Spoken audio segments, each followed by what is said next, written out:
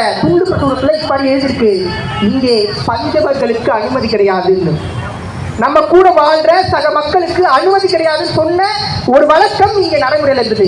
இங்க மட்டும் இல்ல, திருவண்ணாமலை சமஸ்தானத்தில் 18 கீழ்சாதி பெண்களுக்கு மேலாடை அணிக்க தடை விதித்திருந்தார்கள்.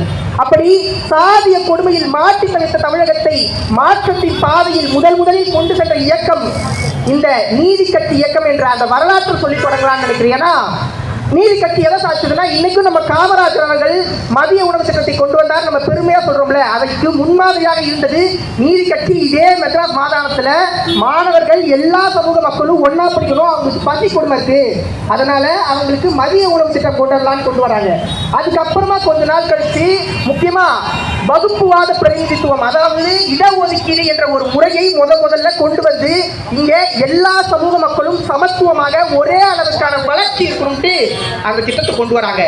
இப்படி இந்த சமூக நீதியை முதலில் ஒரு அரசியல் கட்டமைக்கிறது. இது ஏன் நான் இன்னைக்கு சொல்றேன்னா, இந்த தமிழ் சமூகமானது கல்விக்கு முதன்மை கொடுக்கும்.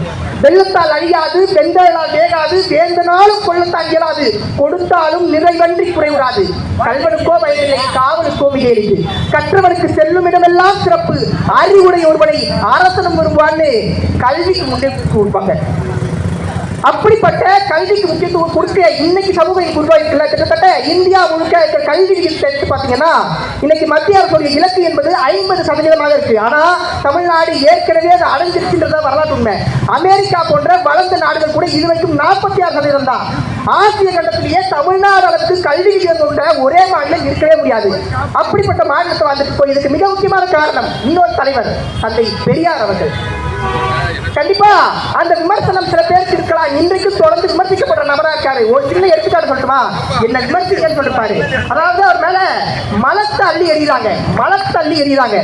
தான் போற பொதுக்கூட்டம் எல்லாம் போறாரு, அங்க மலத்தை அள்ளி எறிகிறாங்க. அப்பயாச்சும் அந்த மலத்தை அவங்க கையால சொல்றாங்களேப்பா, உடுப்பா அடிச்சு போறாங்கன்னு சொல்லிட்டு தனக்கு மேல் வைத்த விமர்சனங்களையும் ஏற்றுக்கொண்டவர். இன்னைக்கு அவர் பண்ண பெருமையில எவ்வளவோ சொல்லலாம். ஒரு தலைவரின் சித்தாந்தம் என்பது எது தெரியுமா? 50 ஆண்டுகள் கழித்து அது எது சித்தாந்தத்துக்கும் பயப்படுறான்ல, அதைதான் அந்த தலைவர் சாதிச்சான். ஒரு சின்ன எடுத்துக்காட்டு சொல்லட்டுமா, இன்னைக்கு பிற மாநிலத்தவர்கள் பல பேர் பார்ப்போம், உமேஷ் யாதவ்னோ ஜனனி ஐயர்னோ பேருக்கு பின்னாடி ஜாதியை போட்டுக்கிட்டு அடையாளம் பார்க்குற மாநிலங்கள் இருக்கு. ஆனா தமிழ்நாடு அப்படி இல்லை. அது அடையாளம் இல்லை, அவமானம், அது பெருமை இல்லதா எருமைன்னு ஒரு மாநிலம் தொடர்ந்து பேருக்கு பின்னாடி ஜாதியை போட்டுக்கிட்டு அவமானமா பார்க்குதுன்னா தமிழ்நாடு தயவு செஞ்சு கை தட்டுக்கிறாங்க.